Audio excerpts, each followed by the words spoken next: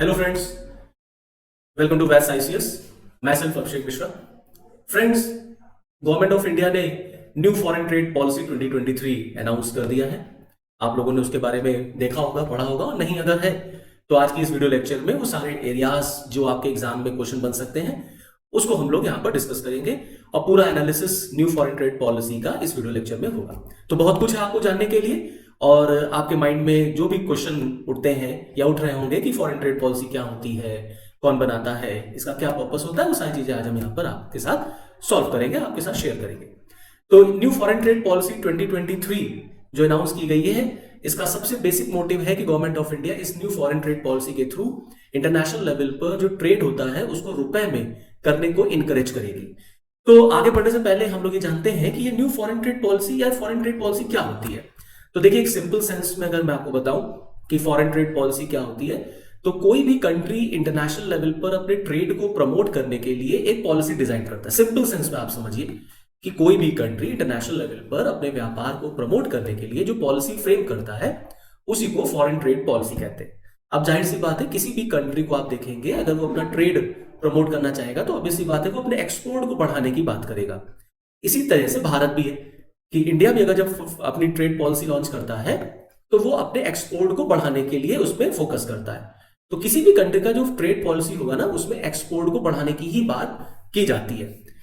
अब बात आई कि फॉरेन ट्रेड पॉलिसी बनाता कौन है। तो फॉरेन ट्रेड पॉलिसी बेसिकली जो किसी भी कंट्री का जो ट्रेड एंड कॉमर्स मिनिस्ट्री होती है वो डिजाइन करती है। तो जैसे भारत में भी हमारे ट्रेड एंड कॉमर्स मिनिस्ट्री है, व्यापार एवं वाणिज्य मंत्रालय। तो व्यापार और वाणिज्य मंत्रालय का काम है कि वो ट्रेड पॉलिसी बनाए। अब ये जो ट्रेड पॉलिसी 2023 आई है, इसकी सबसे खास बात यह है कि इसमें कोई भी एंड पीरियड या एंड टाइम नहीं रखा गया।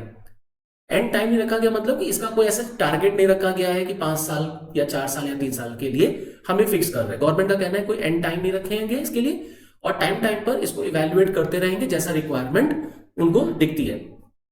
कोई भी ट्रेड पॉलिसी जो आती है वो जनरली 5 ईयर्स के लिए रहती है। तो न्यूज़पेपर वगैरह में आपको दिखेगा कि 23 से 28 तक के लिए ये ट्रेड पॉलिसी रहेगी, क्योंकि हमारे देश में जो गवर्नमेंट होती है वो 5 ईयर्स की होती है। अब इस न्यू फॉरेन ट्रेड पॉलिसी में जो एक्सपेक्ट किया गया है वो ये कि गवर्नमेंट ऑफ इंडिया इस ट्रेड पॉलिसी के थ्रू अपने एक्सपोर्ट को बूस्ट करेगी, वो भी तब जब पूरे विश्व में जो ग्लोबल ट्रेड है उसमें हमें स्लो डाउन देखने को मिल रहा है। Now, the new foreign trade policy highlights India's goods and services export to be increased to $2 trillion by 2030. 2030 तक भारत अपने गुड्स और सर्विसेज के एक्सपोर्ट को $2 ट्रिलियन तक बढ़ाने की कोशिश करेगा, और गवर्नमेंट ने ये टारगेट सेट कर रखा है। ये फैक्ट आपको पता होना चाहिए। फैक्ट, यही सब फैक्ट एग्जाम में आपसे पूछे जाते हैं। और ये फॉरेन ट्रेड पॉलिसी 1 अप्रैल 2023 से लागू हो जाएगी, यानी कि आज से ये ट्रेड पॉलिसी लागू हो गई। डायरेक्टर जनरल ऑफ ट्रेड, जो हमारे जो डायरेक्टर जनरल होते हैं फॉरेन ट्रेड के, उनके accordingly India's total export in financial year 2023 is projected to cross $760 billion as against $676 billion in 21-22। इस फॉरेन पॉलिसी में कुछ फोकस एरियाज में रखे गए, जैसे it will focus on export promotion through collaboration with exporters, states, districts and Indian missions. It will promote ease of doing business and focus on emerging areas like e-commerce and export hub. Now, the government reiterated sector-specific targets to achieve the goal of $1 trillion merchandise export and $1 trillion service export by 2030. तो यहां पर merchandise export का target रखा गया है $1 trillion का, और जो सर्विस एक्सपोर्ट का टारगेट रखा गया है वो भी $1 ट्रिलियन का रखा गया है 2030 तक। Now, under the new policy, Faridabad, Moradabad, Mirzapur, Varanasi have been declared as a town of export excellence for apparels, handicraft, handmade craft and दरी and handloom and handicraft category respectively. तो फरीदाबाद, मुरादाबाद, मिर्जापुर और वाराणसी को एक्सपोर्ट एक्सीलेंस के तहत जो है एक्सपोर्ट टाउन्स के रूप में डेवलप किया जाएगा, ये गवर्नमेंट ने अनाउंस किया है। Now, this foreign trade policy will encourage e commerce export which is expected to grow to $200 to $300 billion by 2023. Now, under the new policy, the dairy sector has been exempted from maintaining average export obligations.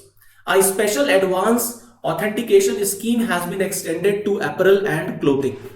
Under the new policy, the value limit for exports through courier services increased to rupees 10 lakh from 5 lakh per consignment. Now, the new policy designated zone with warehouse facility will be created. These will be designed to help e-commerce aggregators for easy stocking, custom clearance and return processing. Processing facility to be allowed for last mile activities such as labeling, testing and repackaging. Now, the Foreign Trade Policy 2023 is also aimed at streamlining the special chemical, organism, material, equipment and technology policy, which covers special chemical, organism, material, equipment and technology. And this has been consolidated in one place for ease of understanding and compliance by the industry. Now, अब इस foreign trade policy से कुछ sectors को भी benefit होगा, government of India ने उसकी भी बात की है। अब एक नजर उस पर भी डाल लेते हैं कि इस न्यू फॉरेन ट्रेड पॉलिसी से कौन कौन से ऐसे सेक्टर्स हैं जिनको गवर्नमेंट मानती है कि उनको बहुत इससे फायदा होगा। जैसे for example, the prime minister mega integrated textile region and apparel parks additional scheme to claim benefit under CSP. The dairy sector gets benefits and will be exempted from maintaining the average export obligation. Battery, electric vehicle, vertical framing equipment are added to the green technology product. Wastewater treatment and recycling, rainwater harvesting system added to green technology products. Rainwater filters and green hydrogen added to green technology products. Green technology product eligible for reduced export obligation requirements under the EPCG scheme. So all these are the important points related to foreign trade policy of this year. अब इसी foreign trade policy में जैसा मैंने आपको बताया कि भारत सरकार कोशिश कर रही है कि वो इंटरनेशनल जो व्यापार है वो ज्यादा से ज्यादा रुपए में उसको किया जा सके। इंटरनेशनलाइजेशन ऑफ रूपी गवर्नमेंट ऑफ इंडिया करना चाहती है। तो आइए एक नजर इस पर भी डालते हैं कि एक्चुअली में रुपए में जो ट्रेड की सरकार कोशिश कर रही है, जो गवर्नमेंट का प्रयास हो रहा है, ये भारत को किस तरीके से हेल्प करेगा, इसके सामने क्या क्या चुनौतियां हैं और कैसे ये होता है। तो देखिए, जैसा कि आपको पता है कि इन जनरल जब भी दो कंट्रीज आपस में व्यापार करते हैं तो मेनली हम लोग डॉलर में ही पेमेंट करते हैं, जो व्यापार होता है वो डॉलर में ही होता है। अभी गवर्नमेंट ऑफ इंडिया ने रुपए में व्यापार करने के लिए पूरी जबरदस्त कोशिश और जो है प्रयास लगा दिया है कि आने वाले दिनों में रुपए को हम इंटरनेशनल करेंसी के फॉर्म में एस्टैब्लिश करें और रुपी will be the next dollar. ऐसा गवर्नमेंट ऑफ इंडिया का कहना है कि आने वाले दिनों में सरकार ये देखना चाहती है कि जो रुपया है वो डॉलर के फॉर्म में यूज होने लग जाए।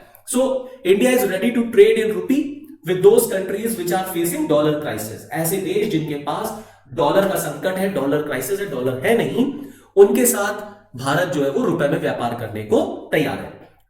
Apart from Nepal, Bhutan, Bangladesh, Russia, Iran, all export and imports will be done by all export and import that will be done by Indian company are in foreign currency, especially in dollar.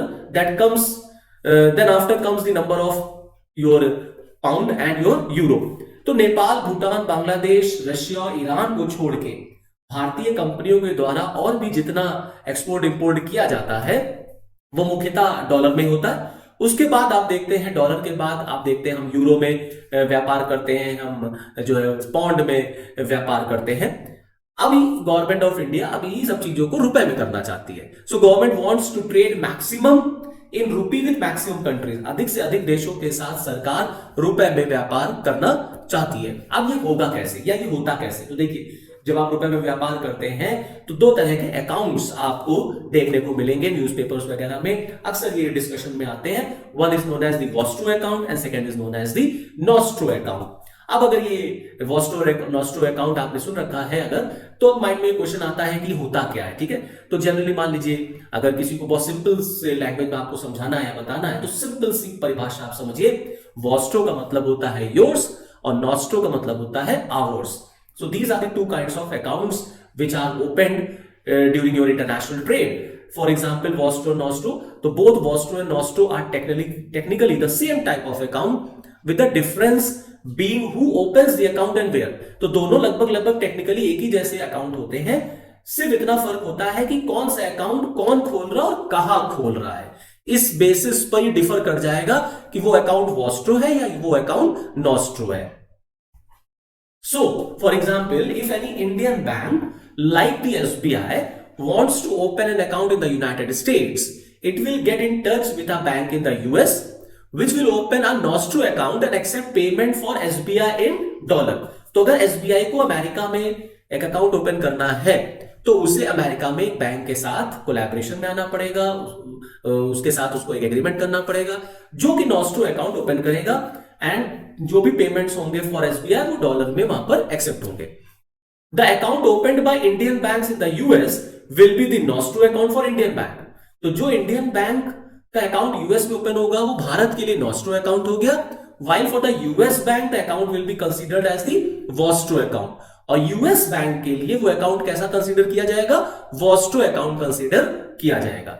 So therefore the accounts opened by IndusInd, by UCO are vostro, and the ones opened by Russia's Sberbank and VTB bank are the nostro accounts. तो ये दो तरह के accounts in general open किए जाते हैं, Vostro nostro account, और इसी के थ्रू गवर्नमेंट ऑफ इंडिया व्यापार में रुपए को बढ़ावा देना चाहती है। अभी वर्तमान में 18 देशों का लगभग 60 वॉस्ट्रो अकाउंट जो है वो एस्टैब्लिश किया गया है, ओपन किया गया है। कुछ इंपॉर्टेंट कंट्रीज जैसे Russia, Sri Lanka, Singapore, Botswana, Fiji, Germany, Guyana, Israel, Kenya, Malaysia, Mauritius, Myanmar, New Zealand, Oman, Seychelles, Tanzania, Uganda and United Kingdom. तो ऐसे 18 देश हैं और इन 18 देशों के 60 वॉस्ट्रो अकाउंट जो है वो ओपन हुए हैं। नॉट अब अगर रुपए में ट्रेड भारत सरकार कर रही है और या इसको बढ़ावा मिलता है तो इससे लाभ क्या होगा, ये क्वेश्चन आपके अगर माइंड में आ रहा है तो इसको भी हम लोग समझ लेते हैं कि इससे लाभ क्या होगा। देखिए, अगर व्यापार रुपए में बढ़ाया जाएगा तो कहीं ना कहीं डॉलर में जो डिपेंडेंसी है, जो निर्भरता है हमारी, वो कम हो जाएगी। तो it will reduce the dependency on dollar, और आपका जो फॉरेन रिजर्व है वो भी मजबूत होने लगेगा, and it will increase our export. हमारा निर्यात बढ़ेगा, निर्यात के बढ़ने से उत्पादन बढ़ेगा, उत्पादन के बढ़ने से रोजगार जो है वो भी सृजित होगा, आपके देश में एम्प्लॉयमेंट जनरेट होगा।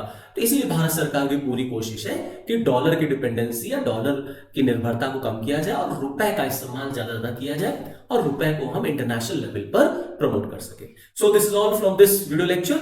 Okay, thank you.